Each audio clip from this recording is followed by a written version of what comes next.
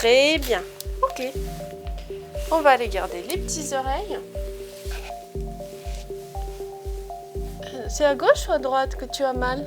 C'est celle-là, mon cœur, que tu as mal? Oui. Ça a coulé, celle-là. Aussi. Je n'ai pas forcément une personne qui m'inspire. Les gens que je rencontre dans la vie de tous les jours représentent pour moi une source d'inspiration. Mes amis, mes collègues et surtout mes patients. C'est un petit peu mal par là. Oui, et surtout là, surtout ce côté-là. Voir qui ils sont, découvrir qui ils sont, leur façon de voir la maladie, c'est tellement différent qu'en fait, il n'y a pas deux patients qui sont pareils. Ces patients, elle les bichonne chaque jour depuis 5 ans dans son cabinet médical de Chenôve. Merci de votre rapidité en tous les cas parce que Merci c'est pas à évident vous. de trouver un créneau aujourd'hui. Oui, merci à vous. Merci. à vous. Bonne Bonne fête. journée, bonne fête Au à vous. revoir. Au revoir Camille. Au revoir. À 33 ans, Madalina est médecin généraliste. Arrivée en France en 2013, elle a vu le jour en Roumanie. Je suis dans un petit village de Roumanie qui s'appelle Pufești, où j'ai passé mon enfance parmi des paysans agriculteurs. Ma mère étant infirmière dans ce village, j'ai été passionnée par la médecine depuis petite. Une passion qui ne l'a jamais quittée. Découvrir d'autres médecines, d'autres façons de soigner, d'autres cultures, elle en a toujours rêvé. Pour moi, faire la médecine, c'était au départ un challenge, un gros challenge, parce que je me suis dit que dans ce métier-là, il y a tellement de choses à apprendre et c'est tellement vaste qu'on ne va jamais s'ennuyer. Du coup, c'est cette première chose, donc challenge et domaine vaste. Et deuxième chose, c'est que j'adore m'intéresser aux gens, mais profondément, aller dans la profondeur de leur être. Depuis le début de sa carrière, la jeune femme enchaîne des missions dans le monde entier. Nous nous sommes intéressés à l'une d'entre elles sur les médecines traditionnelles en Afrique, direction le Togo. Comptez 6h30 de vol pour atterrir sur le tarmac de l'aéroport de Lomé, la capitale togolaise. Ça faisait longtemps que je voulais découvrir l'Afrique et surtout la pratique de la médecine en Afrique. Le Togo, parce que c'est un petit pays, c'est accessible, il n'y a pas de problème particulier de sécurité et il y a une très grande richesse au niveau des pratiques dans le domaine de la médecine, surtout les médecines traditionnelles. À peine arrivée, Madalina doit se dépêcher pour se rendre à son hôtel, car demain, la journée sera longue. Dès l'apparition des premiers rayons du soleil, la voix d'un musicien et les accords d'une guitare classique se font entendre dans le lointain. Puis une partie des merveilles du Togo se dévoile.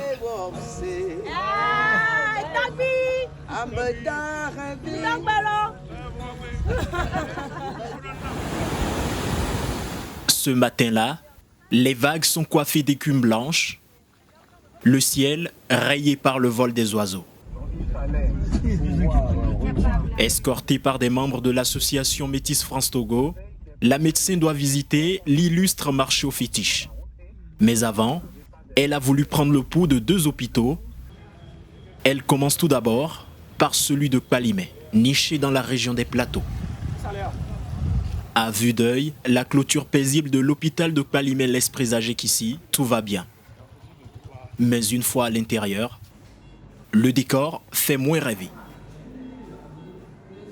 Dans les salles de soins, les murs n'ont pas reçu une peinture depuis des années. Les meubles, très anciens pour la plupart, sont presque inutilisables. Dehors, il fait une chaleur écrasante. Dans le couloir de la maternité, une femme enceinte est allongée à même le sol. Cela fait des heures qu'elle attend et c'est la fatigue qui l'a mise à terre. La salle d'attente est saturée. On ne peut pas travailler dans des conditions comme ça.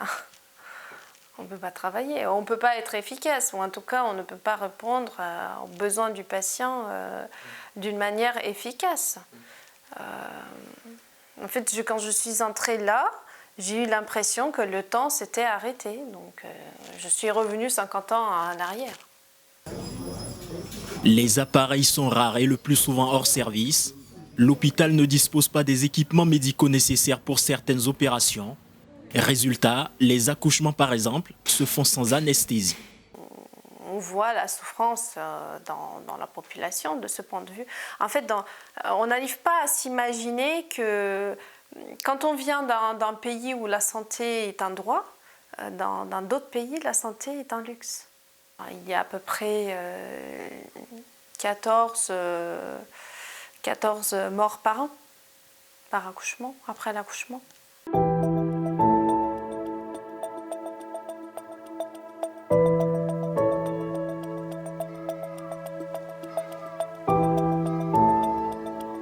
Jour après jour, le nombre de décès liés à la Covid-19 ne cesse d'augmenter. Plus de 200 victimes ont été recensées selon les derniers chiffres officiels, et cela pourrait encore évoluer. Malgré les nombreuses promesses de l'État togolais, le système hospitalier peine à s'équiper et reste à l'abandon. En France, vous allez dans un hôpital, vous ne payez pas. Vous avez une assurance maladie, vous avez une carte vitale, le système de soins il est très bien mis au point. Donc ce jour il vous arrive quelque chose, vous allez consulter un médecin, vous présentez votre carte vitale, vous n'avez pas de finances à débourser. Alors qu'au Togo, les soins médicaux sont payants.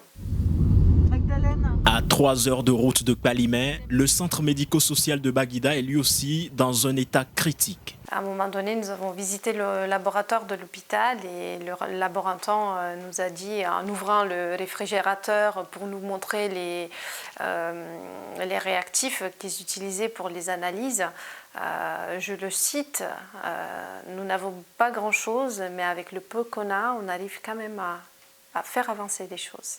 Et ça m'a touchée parce que j'avais remarqué que malgré le fait que les ressources sont limitées, il y a une très grande volonté de la part de ces médecins et ces professionnels de santé de faire avancer les choses. L'hôpital de Baguida est sorti de terre grâce à l'initiative de plusieurs ONG et associations. Et au plus fort de la crise sanitaire en 2021, il a reçu un financement de 56 000 € envoyé par l'Agence des Nations Unies pour les réfugiés. Pourtant, dans certains services, le personnel soignant éprouve encore des difficultés. Au niveau de la petite chirurgie, les boîtes chirurgicales pour les interventions chirurgicales, on en manque cruellement. Je pense qu'il y a une vraie urgence pour la médecine conventionnelle au Togo. Le peuple est en grande difficulté.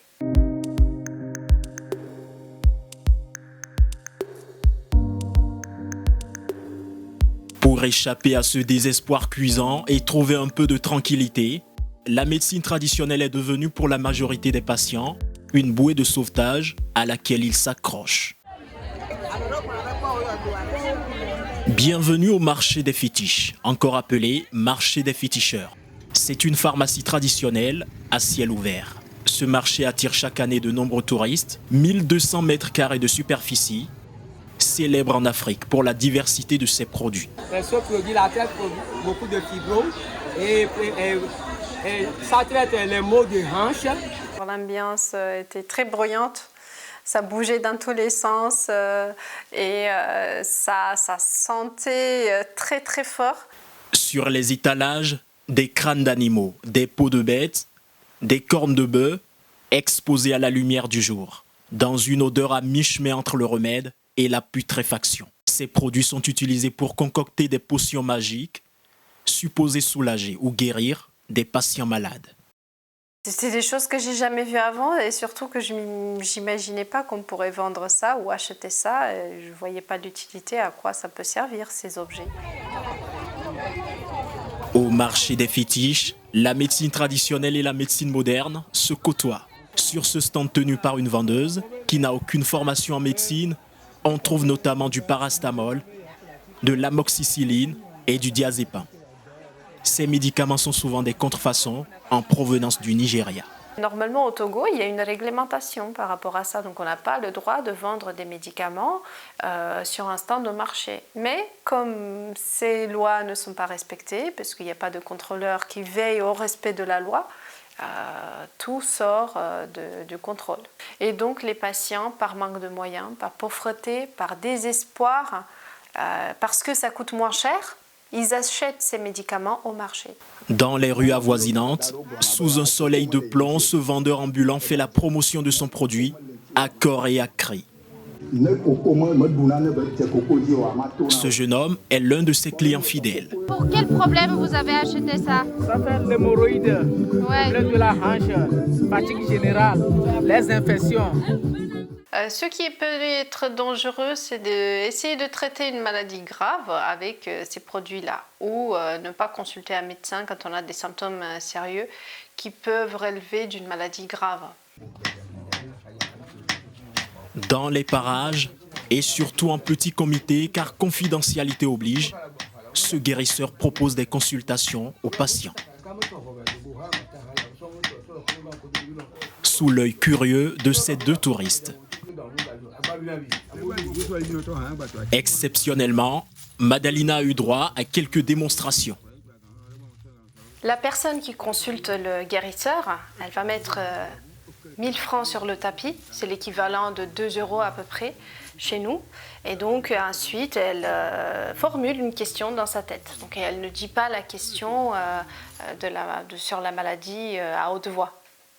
Et au bout de quelques minutes d'incantation, le guérisseur établit son diagnostic. Les réponses du prêtre voodoo souvent sont liées à un problème de famille, des conflits dans la famille ou des conflits d'héritage par rapport à la terre ou par rapport à des soucis de jalousie. Par exemple, dans le cas de Flo qui a consulté donc le FA devant nous, la question qui se posait dans sa tête, c'était par rapport à sa façon d'être un peu pressé, un peu nerveux, un peu agité. Et donc le prêtre Fa a répondu qu'il y a un problème de famille, de jalousie de la part des membres de sa famille et que ces personnes-là souhaitent sa mort.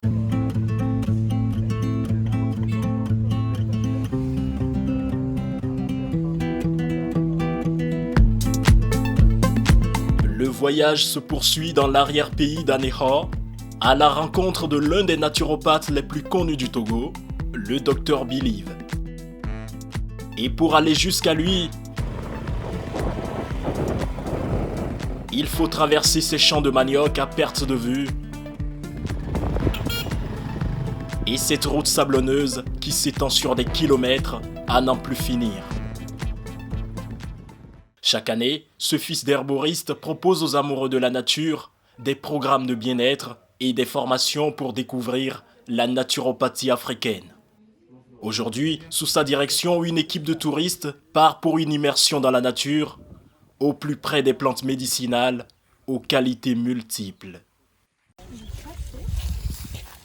Voici l'une des plantes les plus mystiques d'Afrique, l'hysope africaine. Si elle est connue surtout pour son efficacité contre le paludisme, l'hysope africaine regorge d'innombrables vertus. On l'utilise aussi pour purifier le foie, pour le drainage du corps. Donc, les feuilles servent pour tout ça. La racine de cette plante sert efficacement pour les problèmes de nerfs sciatiques, la faiblesse sexuelle chez les hommes. Un peu plus loin, une plante étonnante retient l'attention de Madalina, une plante réactive au toucher.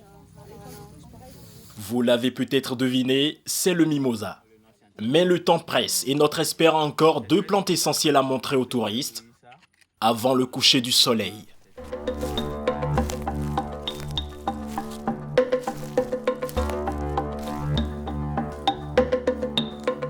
Devant cet immense baobab de 15 mètres environ, un sentiment de sagesse et d'humilité se dégage.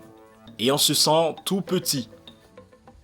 Dans la médecine traditionnelle, cette plante a des propriétés très efficientes. Ceux qui ont l'AVC, ceux qui sont par terre, qui n'arrivent plus à marcher, qu'est-ce qu'on fait?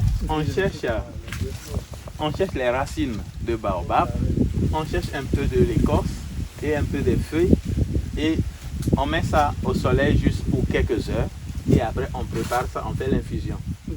Et la personne boit au moins demi-litre par jour.